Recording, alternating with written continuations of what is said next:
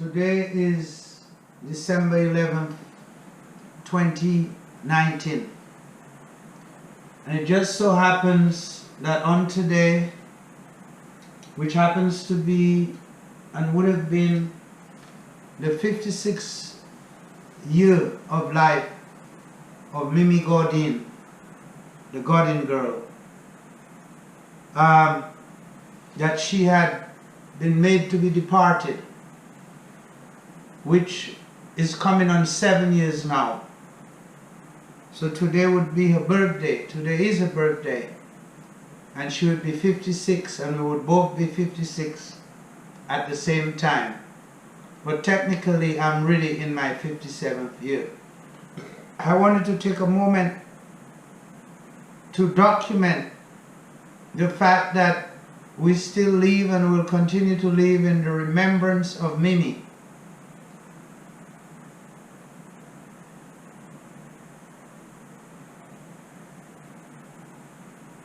And to wish her a happy birthday and to recollect the journey that we had together, the journey that was interrupted. I do concede she was not healthy, but I see so many unhealthy people whom are alive, people with no kidneys, who because of their good insurance coverage are kept alive by the system and by the doctors because they're worth a lot of money alive if they have insurance. Mimi, she died.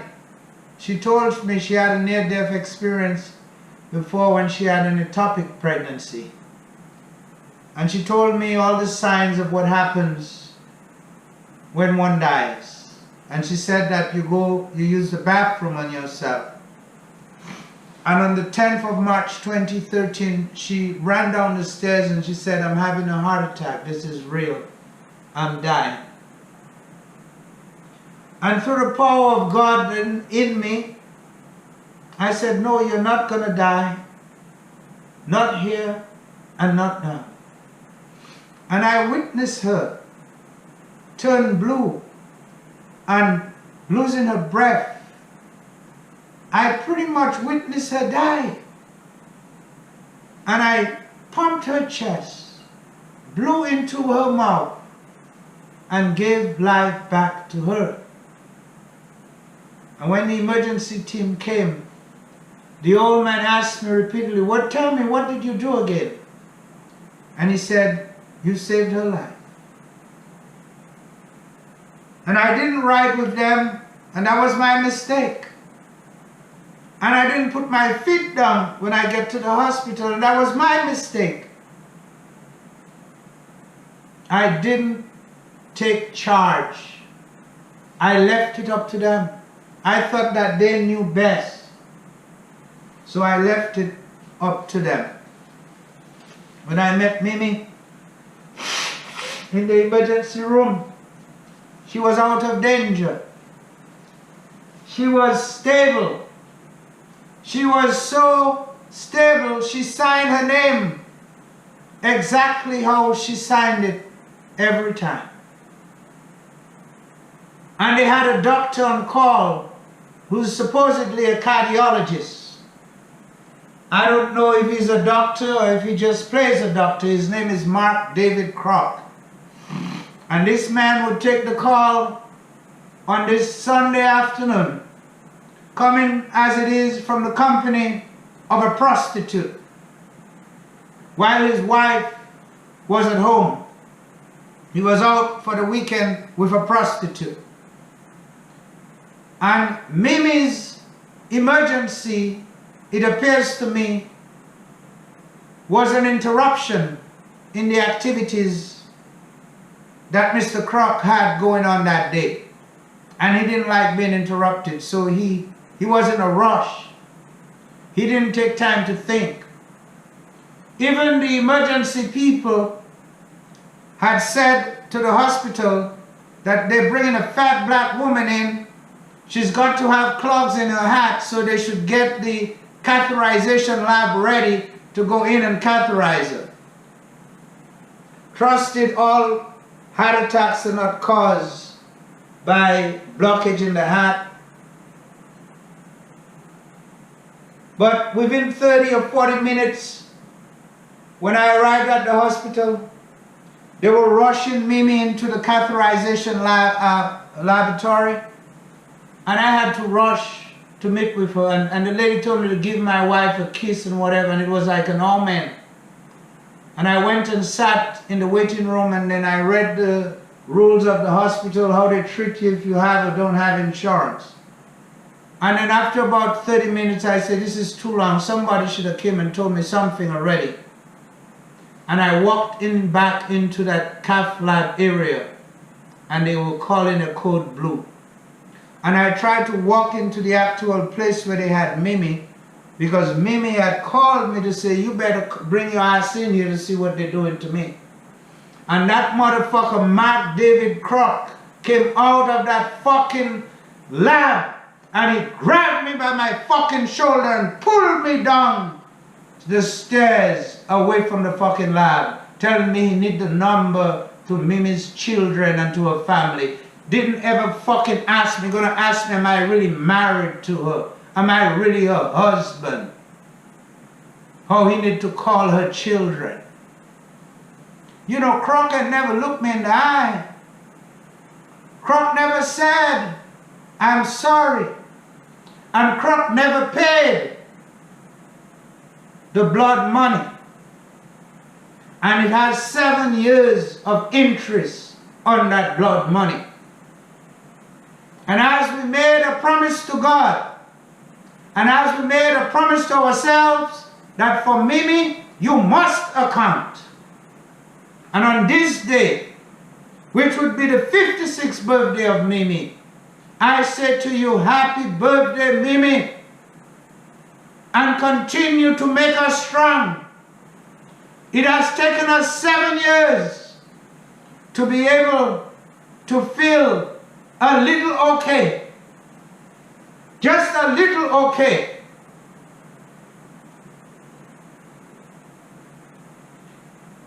But I tell you this, know that for Mimi, Marc Krock, you are about to account for Mimi.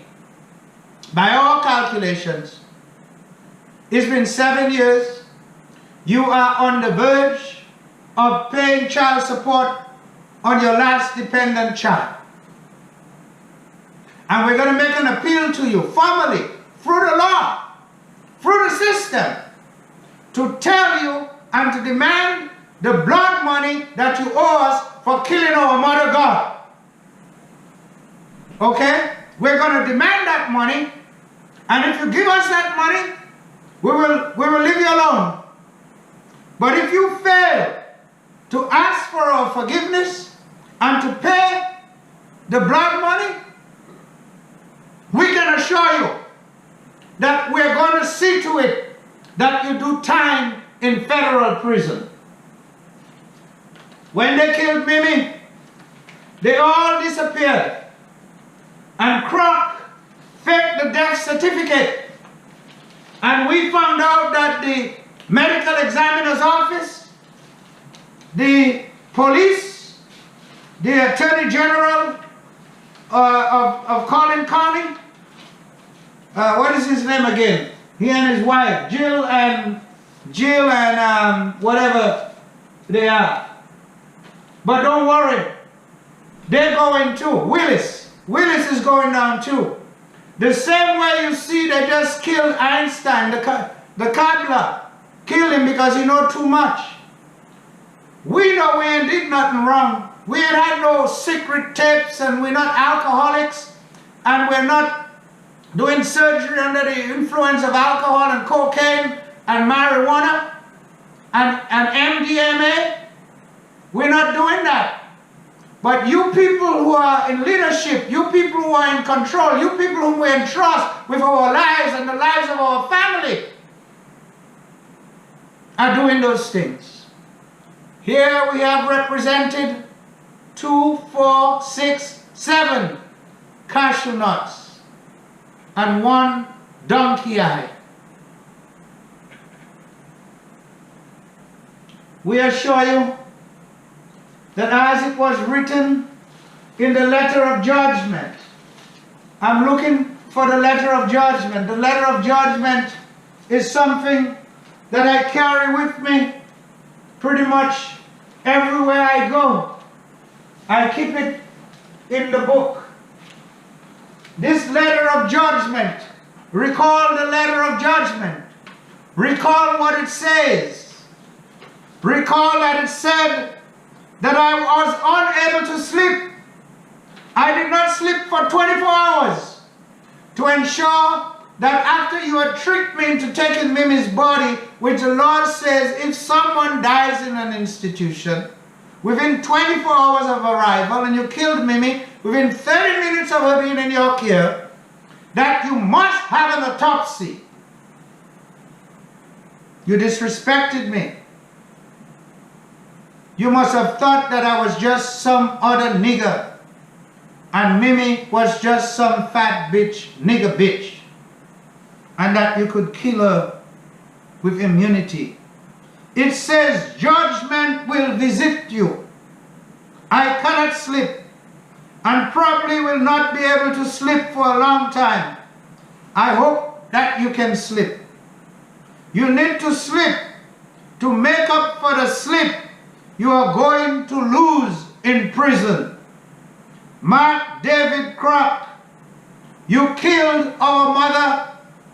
You killed my closest and most important confidant, my wife and the mother of my children.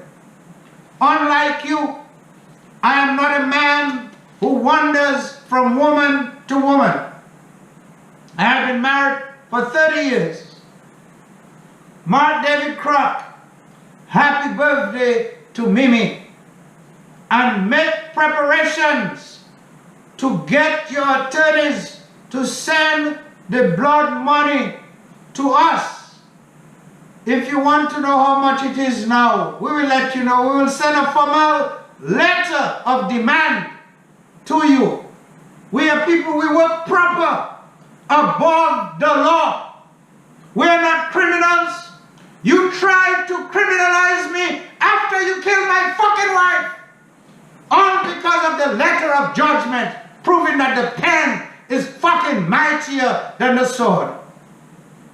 Marc David Krock, you made me become an attorney, because no fucking attorney would come to our help. But with the help of Mimi, we're still standing, and the day of reckoning is coming. So today we want to wish Mimi a happy birthday. I don't know how well you all can see these pictures. You see, a man like Marc David Krock could never have a committed woman to him that is really committed and that is really obligated. And here you see Mimi at the age of 23 with 2 children on her hip. Here we see us in a period of innocence, when everyone was young and growing up and being lied to about life. Here we see the birthday celebrations that we had. Here you see the party that we had.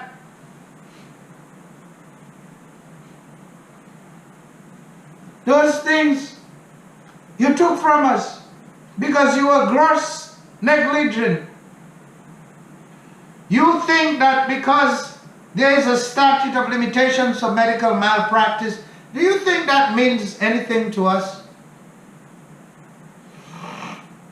When we tell you that we're going to find a way to send you to prison if you don't pay us our money, you should take this video and go show it to your lawyer and tell him you're being extorted.